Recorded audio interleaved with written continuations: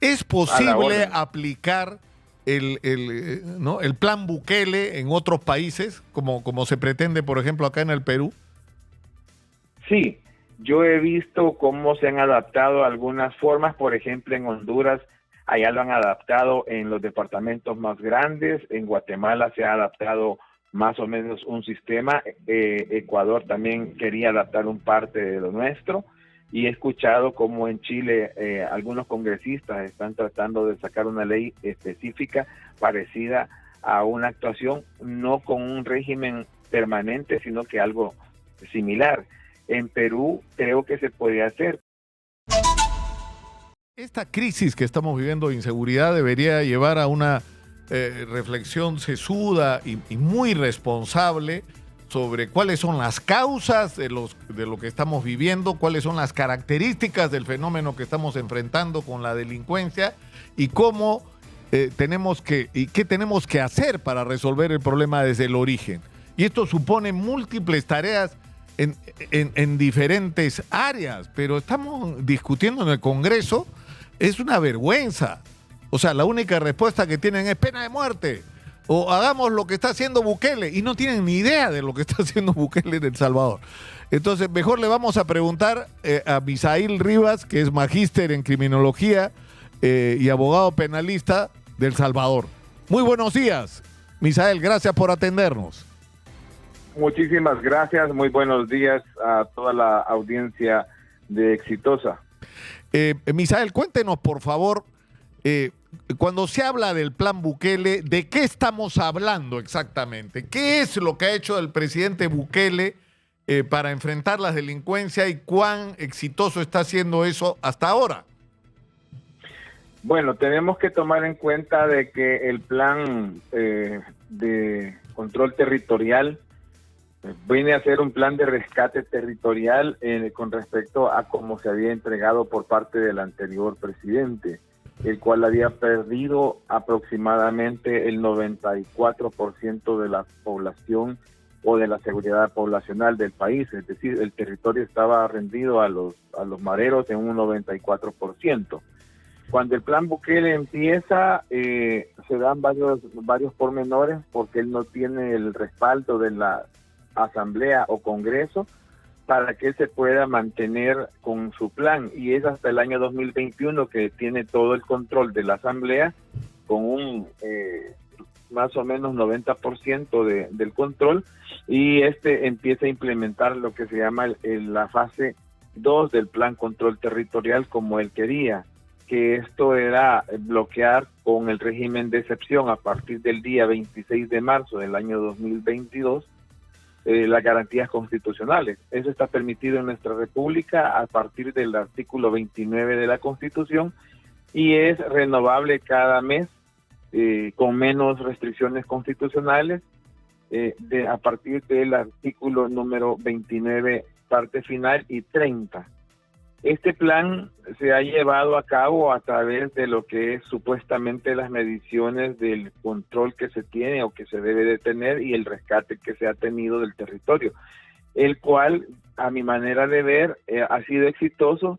Sin embargo, en este momento que se esté manteniendo el régimen en El Salvador, es decir, que se suspenden garantías constitucionales como por ejemplo el derecho al término de inquirir de 72 horas pasa a 15 días, el derecho a que inmediatamente que se le notifique a la persona de por qué está siendo detenido, eso también está modificado.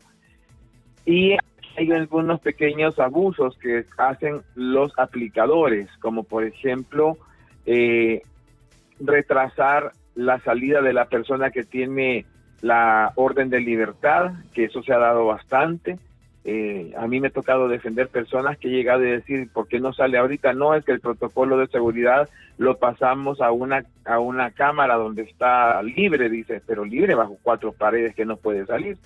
Y va a salir cuando nos digan de que no tiene otra deuda con la sociedad. ¿Por qué? Porque lo que sucede es que en el país no tenemos cadena perpetua, pero sí tenemos penas máximas hasta 55 años y una que se viene en prórroga de 60. ¿Qué quiere decir esto? De que un joven puede llegar a cumplir 78 años, pero si tiene otro delito, ¿cómo se lo van a hacer pagar? Es muy fácil. lo que hacen ellos es que la persona sale, pone un pie en libertad, da unos pasitos, saluda a la familia y ahí mismo cae la regreso, policía, claro, diciendo y se lo lleva. Esa es parte del plan. Sin embargo, yo estoy haciendo crítica constructiva porque las maras han mutado. Por ejemplo, ahorita ya se dio la primera indicio de una mutación que se han denominado la pandilla raza, la raza Inti y la raza Inframen, que son dos institutos nacionales. Este viene siendo igual al plan que las personas de las maras hicieron de cómo se iban a meter en los colegios privados, en las instituciones públicas de educación. Eso es lo que el pueblo tiene mucho miedo y dice, no, hay que siga permanentemente el plan control territorial con el régimen de suspensión, y siendo entonces que técnicamente no necesita estar ya, yo lo he explicado a muchos colegas de ustedes, internacionales y nacionales, que técnicamente no es necesario, pero esta es una respuesta sociopolítica, no directamente de una política criminal que se deba tener en un país. Por lo tanto, esto, cuando usted viene a ver la diferencia y las comparaciones, pareciera de que se está en un momento de que hay un flagrante vejación contra los derechos humanos, los cuales, mi manera de ver, en El Salvador se ha tenido que adecuar con nuestras realidades tan duras en los derechos humanos. Claro, ahora, el problema es este, es decir, en El Salvador, Misael, hubo una larguísima guerra civil que terminó en un acuerdo y terminó en que el Frente Farabundo Martí, que era uno de los protagonistas de esta guerra, se legalizara participar en elecciones. Es más, el propio hoy presidente Bukele en algún momento fue miembro del Frente Farabundo Martí en la legalidad y fue incluso electo, sí, ¿no es cierto?, alcalde en esa condición. Sí. Después rompió, ¿no es cierto? Pero lo cierto es que El Salvador venía de una guerra civil y hay toda una generación que no sabe hacer otra cosa que agarrarse a balazos, Misael, o estoy equivocado. Es decir, ha sido un país colapsado por la guerra, ¿no? Sí, el 16 de enero del año 92 se hicieron las gestiones para lo que usted dice. Y el primer símbolo de la paz, así se dice, incluso en el himno de la Academia Nacional de Seguridad Pública, fue la naciente Academia y la Policía Nacional Civil, del cual yo, aparte de que tengo 34 años de ser abogado, yo fui fundador, porque yo soy de los que entramos a la policía a fundarla con los dos únicos promociones que se autorizó por parte de la institución policial. Entonces, cuando tenemos nosotros esta circunstancia, que teníamos tanta gente, deciden en aquel momento que la policía nazca con el 20% de participación del frente, el 20% de participación de la Fuerza Armada y el supuesto 60% de la participación de los civiles, lo cual no fue cierto. Lo digo porque a mí me consta definitivamente en esta circunstancia. Yo vi cuando en las noches el coronel Asensio, que llegó a ser director de la policía y él era coronel de la guerrilla, reunía a todo el mundo y eran como 80 personas, 90 personas, y de repente los militares hacían su propia reunión y de mi parte quedábamos nada más 2 civiles y de la parte del ejecutivo quedaban como 6, es decir, de los 109 que habíamos entrado en total, 8 apenas éramos que no éramos de ningún bando. Entonces era mentira lo del tal 20. Eso se vino a traspolar con todo lo que sucedió en la sociedad civil. ¿Qué se hicieron los que no clasificaron para la policía? ¿Qué se hicieron los que no se clasificaron como cantoneros en el decir de que eran de verdad personas que estaban involucradas, pero que eran parte de una sociedad civil? Esa situación es la grave, de que esa es la que venimos chineando, cargando desde ese entonces, y son los que han llegado a ser parte. Pero déjeme decirle... Claro, de ahí es donde viene, de toda esta gente que participó, por un lado en la guerrilla y por el otro lado en las Fuerzas Armadas y en los grupos paramilitares, ese es como digamos, el espacio de reclutamiento para las maras, ¿no? Parte, ¿no? Porque cuando yo estaba de jefe territorial en el departamento de Cabañas, me vino el primer marero deportado exactamente en la semana que traslapaba el 30 de noviembre y el 1 de diciembre. ¿Y por qué lo digo? Porque a mí me llamó la atención cuando yo lo conocí. Él no venía con ninguna indicación por parte de Estados Unidos, él vino deportado de Estados Unidos. Después supimos que él había matado a 2 personas en Estados Unidos y que él había venido acá sin decirle a El Salvador qué sucedía. Este fulano es de indicativo Abel o de sobrenombre Abel, el cual me dijo, mira, yo aquí vengo a ayudarle a los homies, a los muchachos, cipotes, le decimos nosotros en el país, para que estos salgan de sus familias disfuncionales y los estamos proyectando a ser tatuadores. A mí me llamó mucha la atención, después comprendí que era para que ellos se pudieran ensayar el tatuaje del 13 y del 18. Claro. Así es, era más fácil. Cuando yo pasé este informe al señor director, él inmediatamente lo pasó a la presidencia porque era de donde nosotros dependíamos, y el asesor militar del presidente de la época de Calderón Sol le dijo que el ingeniero Ávila y yo éramos cipotes queriendo tener connotación, muchachos queriendo tener connotación, a lo cual yo siempre digo que 10 años después ya era incontrolable tener las maras, y eso llegó de... Ahora, ¿cuánta gente llegó a tener, Misael, organizada las maras Salvatrucha, ¿no? Todas estas organizaciones? Siempre la Mara Salvatrucha ha sido la más fuerte. La 18 ha sido la más pequeña, porque la 18 es la que originalmente se llamó Mara. Mara 18 por el barrio 18 en Los Ángeles, y la M13 era M sin la S, 13, que era los Mexican 13, ¿ya? Perdón, al revés, eran Mexican 18 y los Mara Salvatrucha 13. Los Mexican 18, que es la M18, que era originalmente como se llamaba, era de mexicanos, y la 13 era de Mara Salvatrucha. Empezaron teniendo en El Salvador más o menos unos 80 muchachos entre 4 departamentos, crecieron rápidamente. Para el 2000 ya eran 4.800.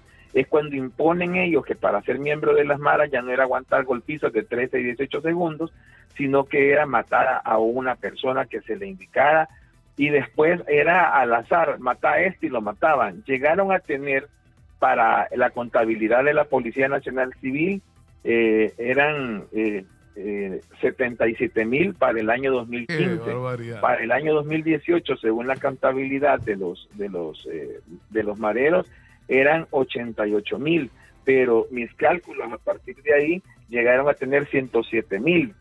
La policía y la Fuerza Armada calcularon 95,000, pero ese era del grupo operativo. Yo le hago la suma del grupo administrativo, porque para que tengan una idea, hermanos peruanos, aquí en El Salvador extorsionaban a raíz de, dependiendo cómo era la persona, así le cobraban. O sea, el sapo y la pedrada, ¿verdad? A los buceros, por ejemplo, que tenían buenas rutas, les cobraban en el año una cantidad de 30 millones de dólares. Y eso lo pagaba una asociación, de las cuales eran 3. Pongámosle por 3, eran 90, más todo lo demás que ellos hacían. Aquí se llegó a estar extorsionando a personas que andan de merolicos, vendiendo tamales, vendiendo mangos. Claro, vendiendo no había quien se salvara de la extorsión, pero no. Lo que tenían era literalmente un ejército que no solo extorsionaba a la gente y cometía otros delitos, sino que tenía el control físico de los barrios, ¿no? Sí, y tan así que para salir de un barrio en la colonia uno pagaba, y para entrar pagaba, siendo miembro del lugar. Y si alguien llegaba que no era lotehabiente o residente, lo mínimo es que era lo golpeado, lo herían o lo mataban. Ya de último se hizo cuando ya se volvió insoportable. Para de enero a marzo del 2022 era muerte segura el que llegara equivocado. Mataron, por ejemplo, un repartidor de pizzas, lo mataron, y como se equivocaron porque él sí vivía ahí, no leyeron bien, lo fueron a enterrar a la playa. Se tardó 2 semanas en que se descubriera el muchacho. El 23 de marzo ellos hicieron la peor ofensiva, en donde mataron a quien fuera, porque le dijeron al presidente Bukele, aquí te vamos a demostrar quién manda, y le mataron a 89 salvadoreños.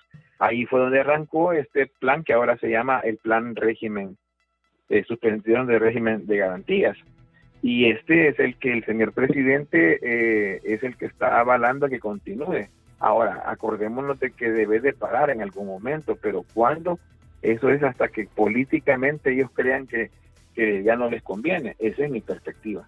Ahora, usted dice, y me resulta preocupante, que hoy en la sociedad salvadoreña hay la sensación de que la dureza de las medidas debe continuar. ¿Por qué? Porque las maras están como haciendo una reingeniería, ¿no es cierto?, de vincularse con la sociedad, de infiltrar. Sí.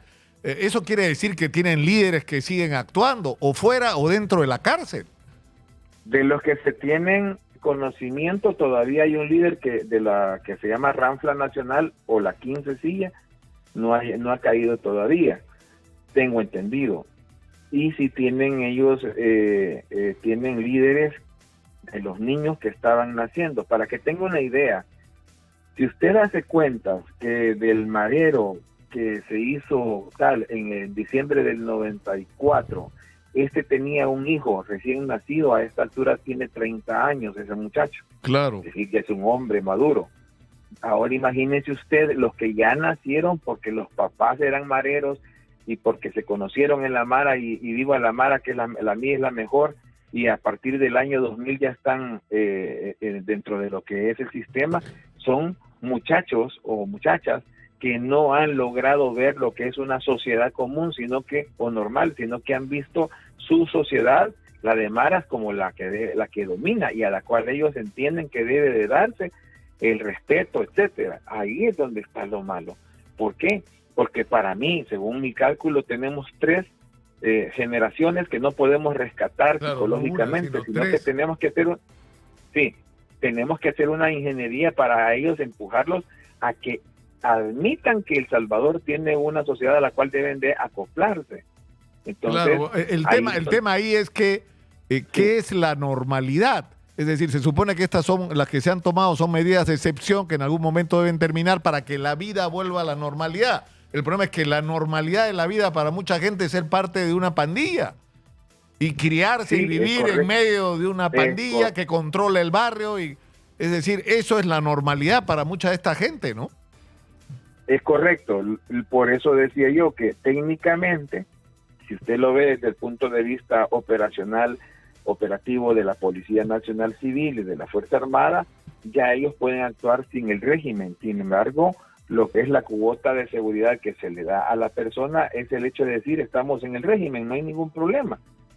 Pero lo que sucede es que de repente vienen pequeños abusos de personas aplicadoras de la normativa, y ahí es donde tenemos ya el problema, porque no se puede controlar a tanta gente. Póngale, El Salvador tiene 20.780 kilómetros cuadrados más o menos. Es mucho más pequeño que Perú. Pero en esta área tenemos más de 28,000 policías y más de 30,000 soldados. Para esta población, si yo la comparo, por ejemplo, con España, que en un área igual a la de El Salvador solo tienen 1,600 policías y 800 guardias civiles, más los policías municipales, nosotros estamos sacándole 6 veces esa cantidad.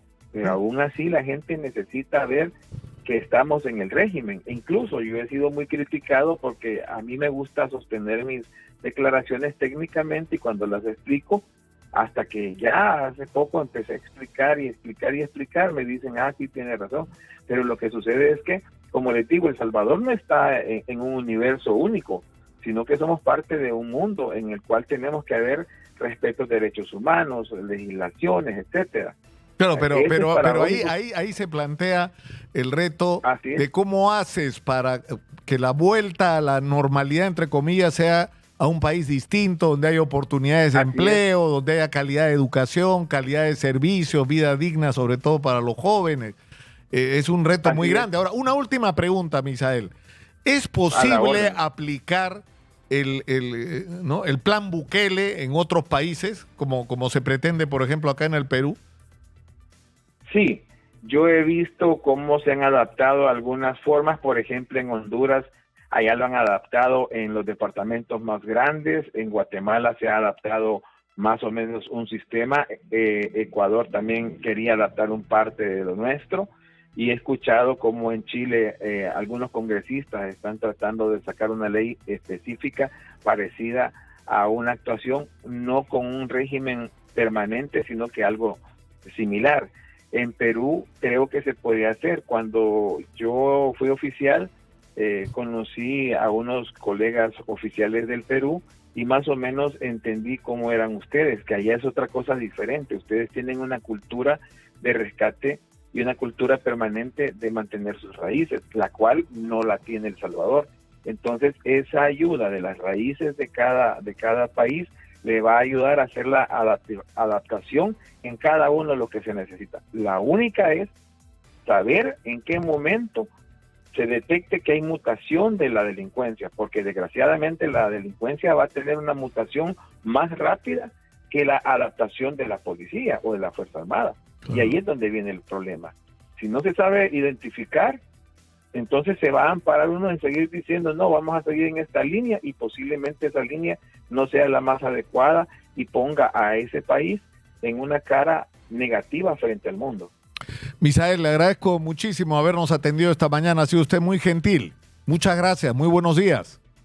Muchas gracias. Y solamente le quisiera pedir a todos que pueden ver mi conferencia, La globalización de las maras. Así aparece en YouTube, La globalización de las maras. Así será. Sí, ahí está. Muchas gracias, para que puedan ilustrarse. Dios les bendiga. Muchas gracias. Misael Rivas, magíster en criminología y criminalística, abogado penalista de El Salvador, ha estado con nosotros.